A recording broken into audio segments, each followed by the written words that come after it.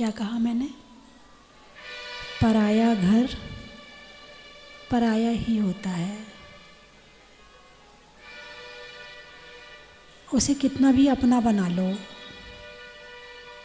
कितना भी सजा लो, कितना भी अपना मान लो, वो अपना कभी भी नहीं हो सकता है। ये भूल जाओ कि ये घर मेरा नहीं है, और उस घर के लिए बहुत मेहनत करो, बहुत मेहनत करो, फिर क्या घर मेरा हो जाएगा? नहीं होगा। पराया घर तो पराया ही होता है। आप मेरी बात समझ गए होंगे?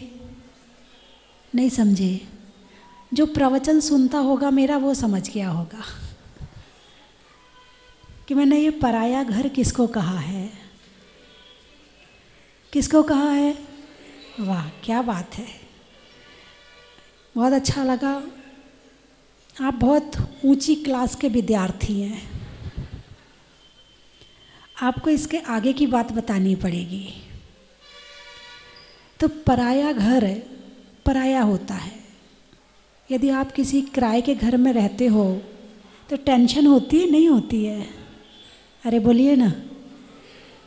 और जो उसमें खास कर ये जैनी, ये दुकान तो किराए की रखेंगे मगर मकान इनका घर का होगा। एक समाज ऐसी है जो मकान किराए का रखती है और दुकान अपनी रखती है। समाज का नाम नहीं लूँगी, लेकिन उस समाज में अक्सर लोग ऐसे हैं कि उनकी दुकान अपनी होती है और मकान किराए का होता है। क्योंकि एक दुकान से कई दुकान ली जा सकती हैं, कई मकान लिए जा सकते हैं, मगर एक मकान से कई दुकान नहीं ली जा सकती है। वो सोच उनकी देखो। यदि उनके यहाँ अपनी दुकान होगी तो शादी हो जाएगी, मकान किराए का चलता है। लेकिन जैनियों में किराए का मकान हो तो शादी बड़ी मुश्किल होती है लड़के की होने में। दुकान भले किराए की चल जाएगी, वो कोई बात नहीं है। तो किराए की वस्तु किराए की होती है, लीज पर मिलती है, 100 साल की, 25 साल की, 50 साल की, है ना। उसमें भी साफ़ सफाई तो करनी पड़ती है। यूज़ तो कर ही रहे हैं, इसलिए साफ़ सफाई भी करेंगे।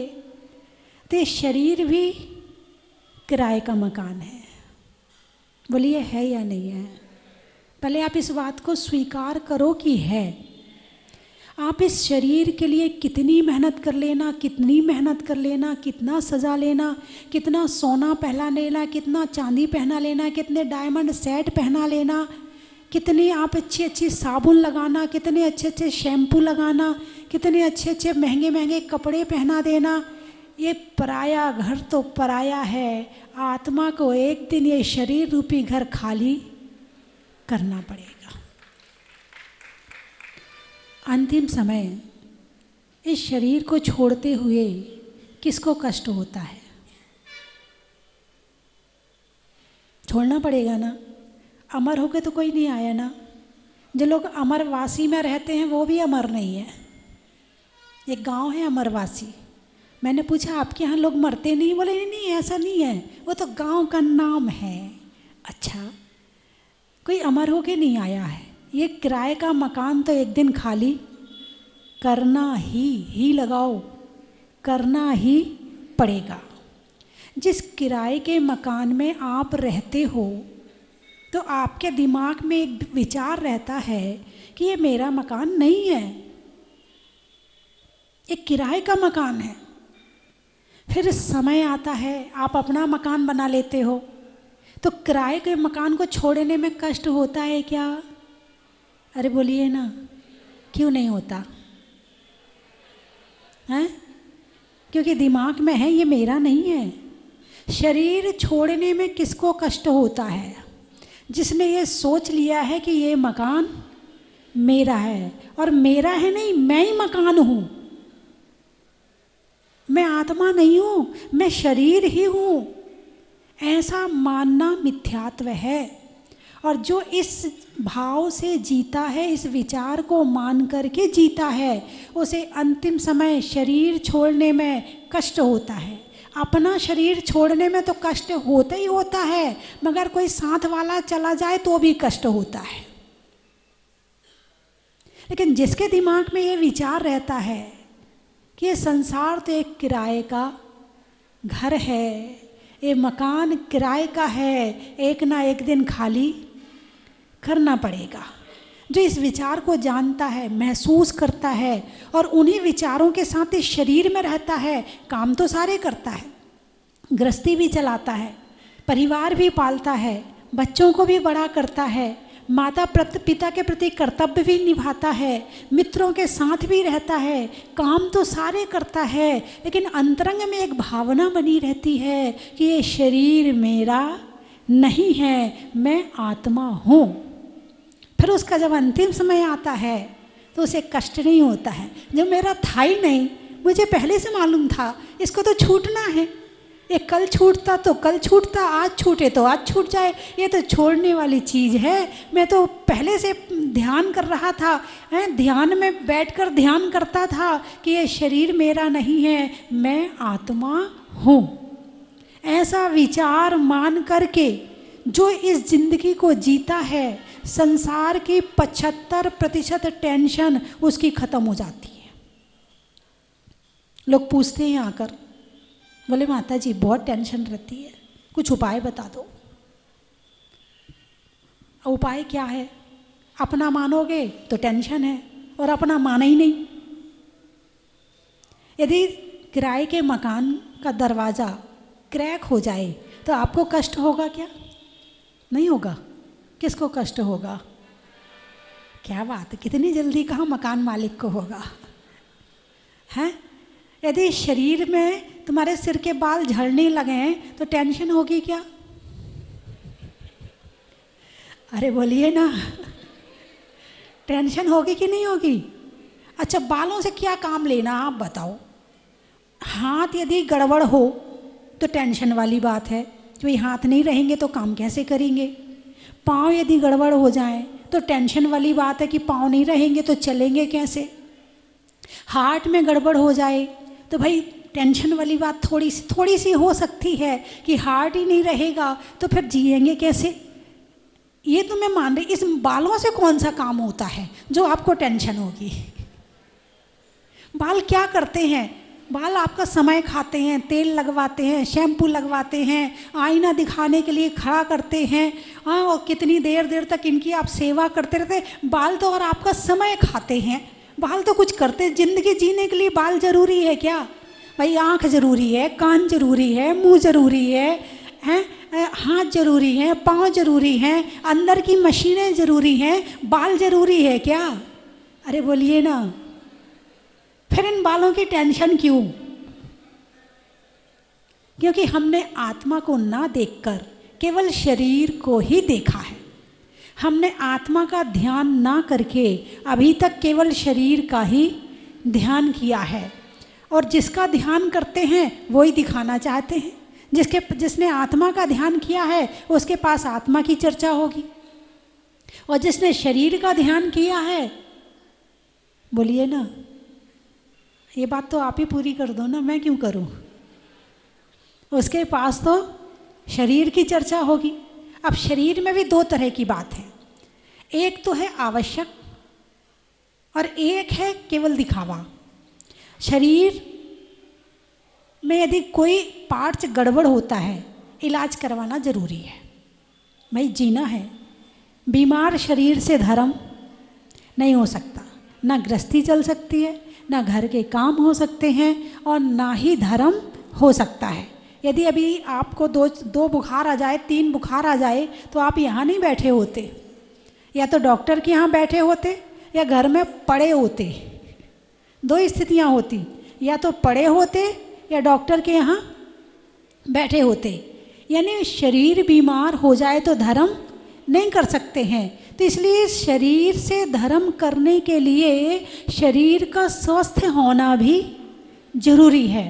तो ये तो हो गई ज़रूरी बात। यदि कोई बीमारी हुई है तो उसे ठीक करना, उसका इलाज करना, उसके प्रति ध्यान रखना, दवाई खाना, समय पर खाना, ये सारी बातें जरूरी हो गई। दूसरा है जीवन जीने के लिए भोजन जरूरी है। दुर्गापुरा वाले भोजन करते नहीं करते हैं? अरे बोलिए ना, करते हैं क्या? अच्छा, मुझे लगता खाली यश कमल जी करते हैं, बाकी तो सब। अच्छा, तो जीवन जीने के लिए कितने बार खाना जरूरी है?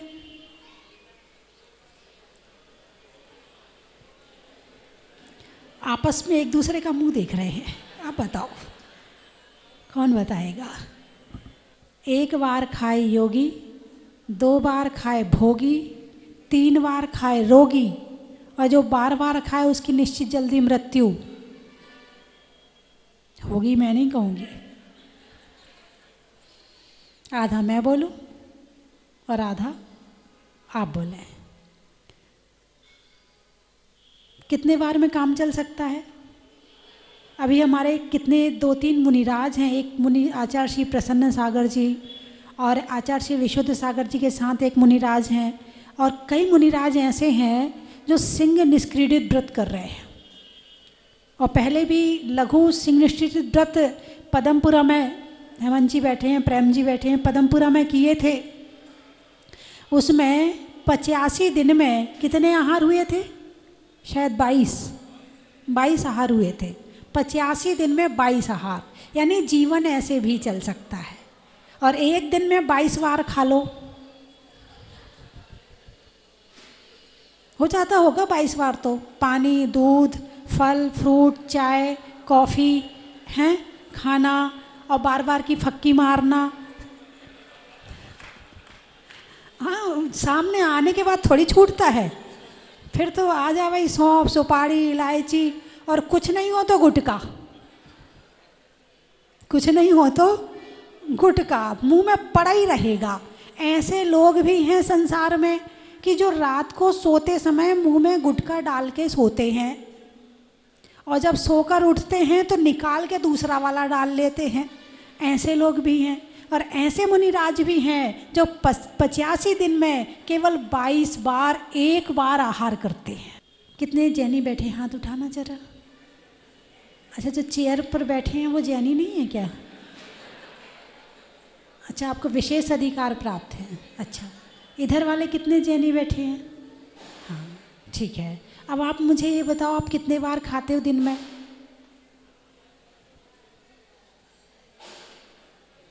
सबसे पहले इसको ही कंट्रोल करना है। जिसका खाना कंट्रोल में हो गया उसका जीवन कंट्रोल में है। जिसका खाने पर संयम है उसके जीवन पर संयम है, और जिसका खाने पर कंट्रोल नहीं है उसका जीवन में कंट्रोल हो ही नहीं सकता है। इस मुंह में 2 चीज़ हैं, एक तो अंदर डालने वाली और एक बाहर निकालने वाली। बाहर निकालने वाली यानी बोलना, चखना और बकना। क्या 2 काम हुए ना? चखना और, अरे बोलिए ना, जहाज, वो तो मैं समझ ही गई थी, मैंने पहले बता दिया इनको कि जहाजपुर से आए हैं।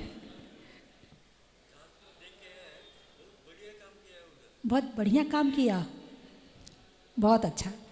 महाराष्ट्र से भी बहुत, कर्नाटक, महाराष्ट्र, बंगाल, बिहार, उड़ीसा, सब जगह से आते हैं जहाजपुर। आप लोग गए कि नहीं गए? गए हैं? तो आप लोग कितने बार गए हैं? उंगली दिखाना जरा। 1 बार, 2 बार, 10 बार? बहुत बढ़िया। अब मन में विचार बना लो कि साल में 3 बार तो जाना ही जाना है। 4 महीने में, चतुर्मास 4 महीने का, तो 4 महीने में 1 बार, तो साल में कितना हुआ? 3 बार। कम से कम 3 बार का तो भाव बना ही लो। इससे ज़्यादा बार चले जाओ कोई बात नहीं है। और बच्चों को लेके ज़रूर जाना।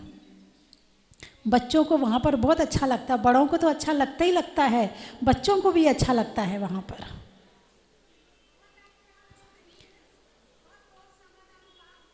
बहुत अच्छा लगा बहुत बढ़िया। मैं यही तो चाहती, आपको अच्छा लगे। और जहाँ अच्छा लगेगा, धर्म की जगह पर अच्छा लग गया, तब करोगे। क्या कहा मैंने? ये जो भौतिकता की तरफ भाग रहे हैं क्योंकि वो अच्छा लग रहा है, और जब तक धर्म में रस नहीं होगा, स्वाद नहीं होगा, टेस्ट नहीं होगा, तब तक आप धर्म करने वाले नहीं हो।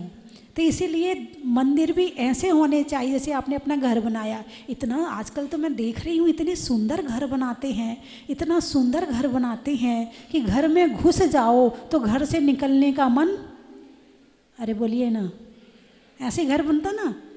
जबकि घर ऐसा होना चाहिए कि घर से निकलने का मन करे, चलो मंदिर, और मंदिर ऐसा होना चाहिए कि मंदिर से निकलने का मन ना करे।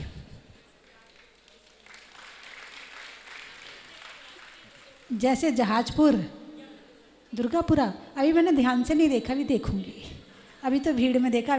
अभी तो हमारी हेल्दी वेल्दी महिलाएं लेकर के आई हैं मुझे,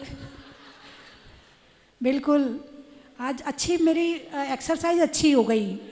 एक इधर से इनको लगता बस माता जी को पकड़ लो, कहाँ से पकड़ लो। बड़ी अच्छी ज़बरदस्त महिलाएं हैं जहाँ जयपुर में, दुर्गापुरा की ज़बरदस्त महिलाएं हैं। सारी गुलाबी गुलाबी हैं, मौसम के अनुसार कपड़े पहनती हैं, गुलाबी नगरी में गुलाबी कपड़े। तो मैं ये चर्चा कर रही थी कि भोजन, एक बार भोजन करके भी जीवन चल सकता है। चलो एक बार नहीं, 2 बार कर लो। कितने बार? 2 बार कर लो। चलो 2 बार भी नहीं तो 3 बार कर लो। इतने में काम चल जाएगा नहीं चलेगा? अरे बोलिए ना, किस किस का चल जाएगा 3 बार में? जरा हाथ उठाना। चाय, पानी, दूध, फल, जूस की छूट है।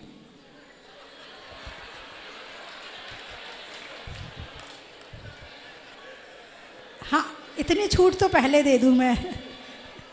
अब मुझे बताओ कि अन्न 3 बार खा के इतनी सारी छूट देने के बाद में अब कौन रह सकता है? वो हाथ उठाए। 3 बार अन्न खाना है, उसमें चाय, पानी, दूध और सब चीज़ों की छूट है, और 3 बार अन्न खाना है। अब कौन कौन कर सकता है इस नियम को? अब हाथ उठा के बताए। केवल 3 बार अन्न, नहीं, मैं 3 बार की, आप 3 बार का रखो। हाँ, 2 बार ले रहे हैं अपनी तरफ से, बहुत अच्छी बात है। हमारी चेयर पर बैठी महिलाएं सो तो नहीं रही हैं, उनके हाथ बिल्कुल नहीं उठ रहे हैं। एक तो चेयर पे यूं हाथ रखे, यूं बैठी, तो वो हाथ उठाने में भी दिक्कत होती है। सावधान होके बैठिए प्रवचन सुनने के लिए। हाँ, अब हाथ उठाइए। 3 बार वाले, 2 बार वाले 2 उंगली दिखा दें, 3 बार वाले 3 उंगली दिखा दें। इधर पुरुष वर्ग में चलिए। अब जिन्होंने हाथ नहीं उठाया है वो 4 बार का नियम तो ले सकता है। वो 4 में उंगली उठाए हो, दिखाइए मुझे 4 उंगली। हाँ, हो जाता है कभी कभी। अच्छा, 4, अब 5 बार वाले हाथ उठा दें, इससे ज़्यादा नहीं। 1 हाथ पूरा हो गया, अब इसके बाद बात खत्म हो जाएगी। इतने में तो फिर ये कहेंगे भाई 2 बार खाने वाले, 3 बार खाने वाले, 4 बार खाने वाले, चलो जीने के लिए खा रहे हैं, लेकिन जो नियम ले ही नहीं रहा है और बार बार खाने के भाव बनाएगा तो ऐसा लगता है वो खाने के लिए जी रहा है। यदि जीने के लिए खाओगे तो कम से कम 4 बार से ज़्यादा की ज़रूरत नहीं पड़ेगी। और यदि आप नियम नहीं ले रहे हो, इसका मतलब आप खाने के लिए जी रहे हो। तो किस किस ने नियम ले लिया वो हाथ उठाए। ले चुके? अच्छा, कुछ तो ज़बरदस्ती पकड़ के बैठी है, कौन गिनती करेगा। लेकिन एक बात आपको ध्यान करा दूँ, ये आपके स्वास्थ्य के लिए भी और आपकी मतलब एक प्रभावना के लिए भी। जब भी कोई चीज़ सामने आएगी तो 1 महीना आपको सेट होने में लगेगा। 1 महीना, 1 महीने में जब भी कोई चीज़ आपके सामने आएगी तो दिमाग में क्लिक होगा, ये अन्न है या कि नहीं है। अन्न होगा तो नहीं खाना है। अब जैसे आपने संकल्प लिया, बात चल रही थी प्रभावना की, कि हम छोटे छोटे नियमों के द्वारा हम अपने नियम का पालन कर सकते हैं और जैन धर्म की प्रभावना कर सकते हैं। साधु का आहार भी प्रभावना में कारण है, लेकिन क्या श्रावक का भोजन प्रभावना में कारण बन सकता है? बन सकता है। कैसे बनेगा? जब आप सामने कोई आपके सामने थाली लाएगा और आप उससे कहोगे नहीं नहीं हम 4 बार अन्न लेते हैं, नहीं नहीं हम 3 बार अन्न लेते हैं, वो कहेगा अच्छा 3 बार अन्न लेते, ऐसा भी कोई नियम हो सकता है क्या? ये तो बड़ी अच्छी बात है, मैं भी ले सकता हूँ, 4 बार में मैं भी ले सकता हूँ। तो आपने स्वयं तो नियम का पालन किया ही और साथ में जिन धर्म की प्रभावना भी कर दी।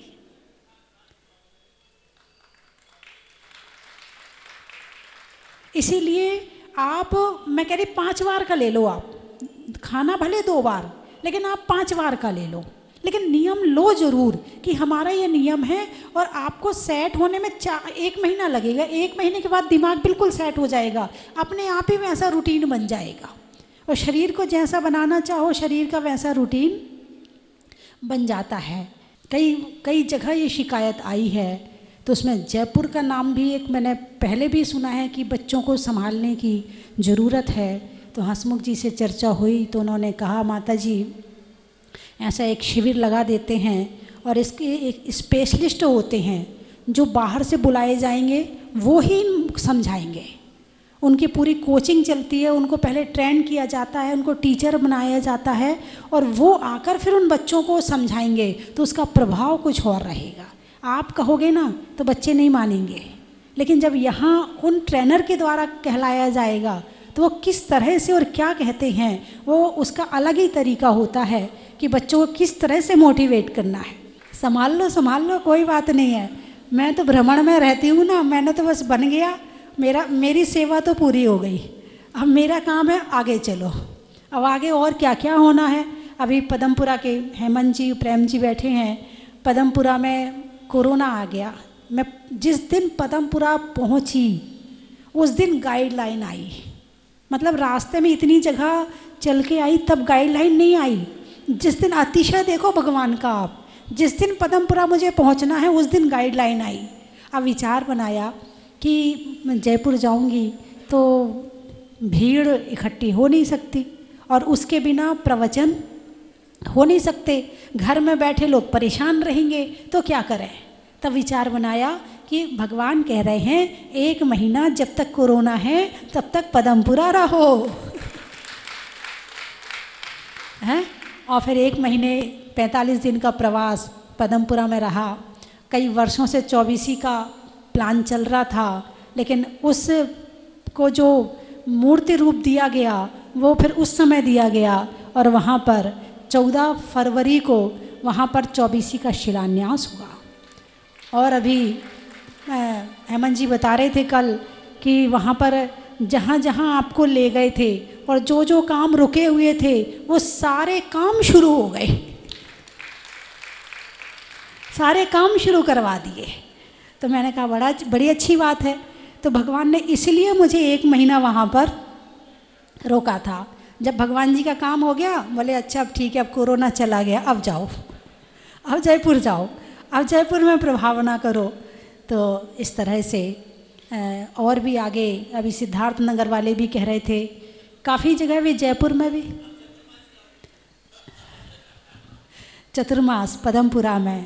अब देखो समय के साथ में आगे बढ़ते जाएंगे। अब ऐसा ना हो कि आप श्रीफल चढ़ा के भूल जाओ, होता है ना ऐसा, 2 बार श्रीफल तो चढ़ाया पदमपुरा में चढ़ाया था अभी और कहीं नहीं चढ़ाया। अब ऐसा ना हो कि आप भूल जाओ या मैं भूल जाऊं, ऐसा भी हो सकता है कि मैं और जगह के भक्त मिले तो मैं भूल जाऊं। हाँ, तो उसके लिए याद दिलाना ज़रूरी है। तो यहाँ पर जयपुर में आके बड़ी अच्छी प्रभावना है जैन धर्म की। और आपके दुर्गापुरा की कमेटी बड़ी ज़बरदस्त कमेटी है। एक बार अपनी कमेटी के लिए तालियां बजाओ। मेरे ख्याल से जब से मैं बापू नगर आई हूँ तब से करीब 25 बार तो अभी तक जा चुके हैं मेरे पास में। युवा सम्मेलन की मीटिंग भी यहीं हुई थी जो जहाजपुर में हुआ था, बहुत बढ़िया, बहुत सुंदर, उसकी भूमिका भी यहीं बनी थी। आपके यहाँ के महिला मंडल के लिए एक बार ताली बजा दो। और जो अभी आवास प्रवास समिति के अध्यक्ष हैं सिद्धार्थ, क्या नाम है आपका, शिखर चंद जी। एक बार शिखर चंद जी के लिए तालियां बजाएं। उम्र देखिए आप, और रोज़ मेरे साथ बिहार करते हैं। जितना मैं चलती हूँ रोज़, जहाँ जहाँ पूरा पैदल चलते हैं साथ में, इस उम्र में भी। और कमेटी तो साथ ही है, लेकिन उनकी उम्र के हिसाब से आप देखिए, मैं तो सोच भी नहीं सकती थी कि आप बिहार भी कर सकते हैं, लेकिन आप पूरा पैदल चल रहे हैं साथ साथ। और आपकी और कमल बाबू की और रमेश जी की तो जोड़ी है, लेकिन ये बीच में गायब रहते हैं रमेश जी। ये गायब रहते हैं, कभी कभी दिखते हैं। ये स्वागत मंत्री हैं, कभी कभी स्वागत करने आते हैं। ठीक बात है। और आपके दुर्गापुरा के भारत भूषण जी, जो एक ये भी प्रशासन के क्षेत्र में अपना अच्छा हस्तक्षेप रखते हैं और अनेक कार्यों के करने की योग्यता रखते हैं। एक बार इनका भी जोरदार ताली बजा के स्वागत करें। और हमारे मंगल विहार से अश्विनी जी, जो मुख्यमंत्री के कार्यालय में हैं, विशेष अधिकारी, ऐसे हमारे जैन समाज के ऐसे व्यक्ति हमारे नेतृत्व कर रहे हैं वहाँ जाकर। एक बार जोरदार इनका भी ताली बजा के स्वागत करें। एक बार जो जयपुर प्रवास समिति लेकर आई, एक बार इनका भी जोरदार ताली बजा के स्वागत करें। और जो अखबार में हमने यहाँ प्रवचन कर लिया और आपने सुन लिया, दुनिया को कैसे पता चलेगा, तो अखबार को संभालने वाले विनोद जी के लिए एक बार जोरदार ताली बजा के स्वागत करें। और हमारे यश कमल जी, ये भी, इनका तो नाम ही यश है, किसी को कहने की ज़रूरत ही नहीं है। और यश में भी कमल, खिला हुआ कमल है। और संचालन भी करते हैं और कई संस्थाओं के शायद अध्यक्ष मंत्री भी हैं। भाई जो समय देता है, जो कार्य करता है, उसको ही तो पकड़ेंगे लोग हैं। और फिर जो काम करेगा तो नाम भी होगा। नाम बाद में होता है, काम पहले चाहिए। पहले रिजल्ट दो, रिजल्ट है तो नाम है, रिजल्ट नहीं है तो नाम भी नहीं है। लेकिन आप बहुत अच्छे कार्य, कर्मठ कार्य करता हैं। एक बार जोरदार ताली बजा के आपका भी स्वागत करें। और हमारे संजय जी, जिन्होंने जहाजपुर का पूरा नक्शा बनाया, आर्किटेक्ट, एक बार इनका भी जोरदार ताली बजा के स्वागत करें। और हमारे कुबेर जी पंच कल्याणक के, जिनके हृदय में थी कि नहीं माता जी जयपुर चलो, जयपुर चलो, जयपुर चलो। अब मैंने कहा नहीं, मैं कोटा तरफ जाना है, मुझे नहीं, आप तो जयपुर चलो, आप तो जयपुर चलो। और आपके इंजीनियर साहब अभी राकेश जी लोहाड़िया, एक बार इनका भी जोरदार ताली बजा के स्वागत करें। और अभी महावीर जी की कमेटी यहाँ आई थी, भले यहाँ पर नहीं है, लेकिन उनका भी एक बार ताली बजा के स्वागत करें। तो और पीछे हैं भी आप हैं, इससे भी आगे आपको और बढ़ना है। जयपुर में जैन समाज बड़ी है, बड़ी जैन समाज को अभी और आगे पहुंचाना है। कैसे पहुंचाना है? आप सारे अध्यक्ष मंत्री मिलके एक मीटिंग करें कि हमें किस तरह अपने जैन समाज को और आगे पहुंचाना है, अपने बच्चों को कैसे आईएएस बनाना है, कैसे अफसर बनाना है, कैसे आगे बढ़ाना है। और जो जो बच्चे जिनके अंदर क्वालिटी है, क्षमता है, उन्हें आगे कैसे लाना है। ऐसे सब लोग मिलकर, मोनू जी, विनोद जी, छावड़ा, एक बार ये भी अच्छे कार्य करता है, कर्मठ कार्य करता है। एक बार इनका भी जोरदार ताली बजा के स्वागत करें। अभी मैं जयपुर में इतने ही लोगों को जान पाई हूँ, जानने वाली बात है ना, तो इतने ही लोगों को जान पाई हूँ। और जैसे जैसे परिचय होता जाएगा वैसे वैसे आप लोग भी सेवा के मार्ग में आगे बढ़ें। चलने में पात का, मित्रों में साथ का, तीर्थंकरों में मुनि सुब्रत नाथ का, पंखा में झलने का, बच्चों में पलने का और भगवान के जमीन से निकलने का बड़ा ही महत्व है। सतियों में अनंग सरा का, रहने के लिए धरा का, और जयपुर में दुर्गापुरा का बड़ा ही महत्व है। अनाज में चने का, गर्मी में पने का, और नसिया जी में विधान में बैठने का बड़ा ही महत्व है। घर में भाभी का, ताले में चाबी का, और रंगों में गुलाबी का बड़ा ही महत्व है।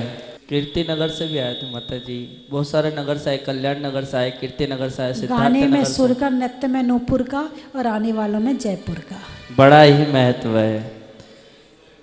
और इंदौर से हमारे बीच में हसमुख जी भाई साहब आए आम हैं। की बोर का, खाने में कौर का, और आने वालों में इंदौर का बड़ा ही महत्व है। बजाने में ताली का, ससुराल में साली का।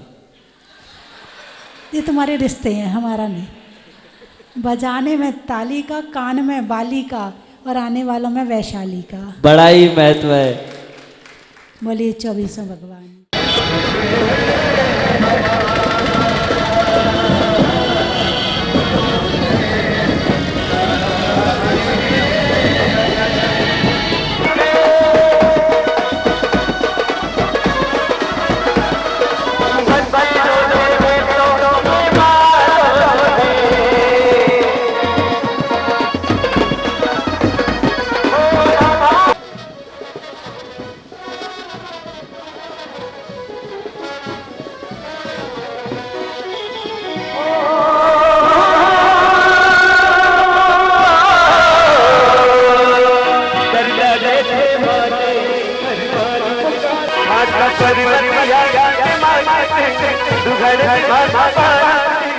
माता जी ने बहुत ही अच्छा परिश्रम करके कम समय में इतना अच्छा मंदिर यहाँ स्थापित किया है कि मन भावन दृश्य देखते ही मन प्रसन्न हो जाता है। हमें ऐसे ही हमारे परिवार पे सदाएं आपके आशीर्वाद बने रहे, वैसी भगवान से प्रार्थना। नमोस्तु भगवान।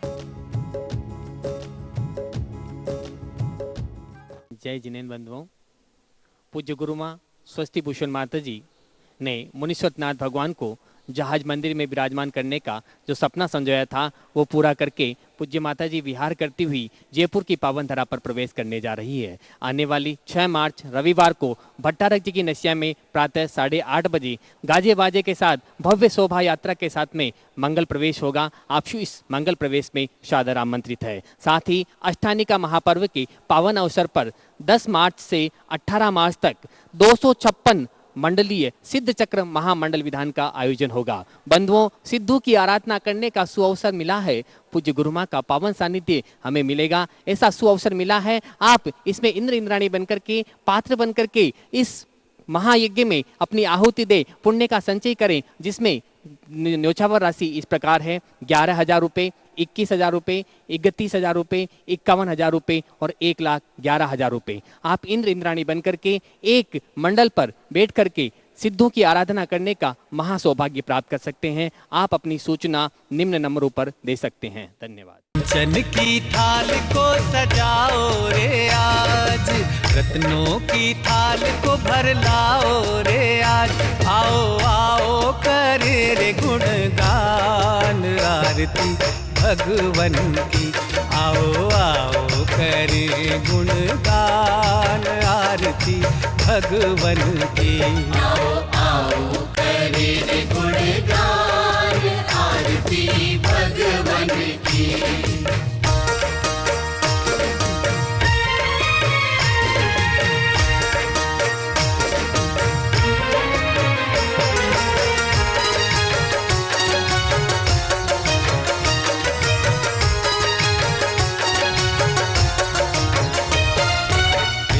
सुमित्र के राज दुलारे, माँ पद्मा जी के नैनों के तारे।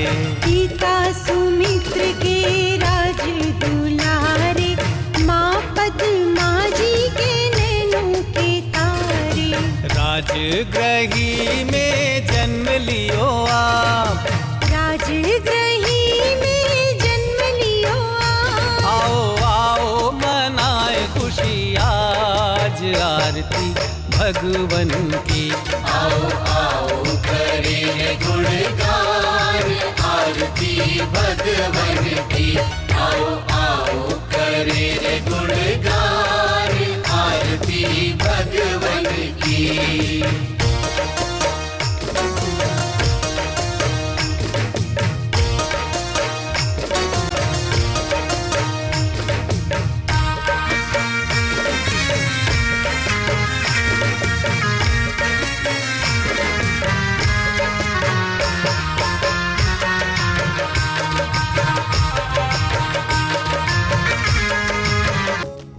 परम विदुषी लेखिका गणिनी आरिका रत्न श्री 105 स्वस्ति भूषण माता जी, जिन्होंने मात्र 20 वर्ष में 100 से भी अधिक किताबें लिखकर जैन समाज को अनूठा योगदान दिया है।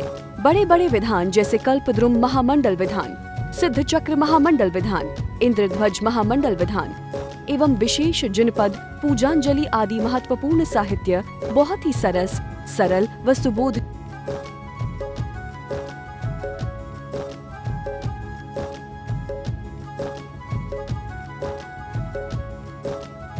करने हेतु आज ही संपर्क करें। संपर्क सूत्र 7906062500 98683456768।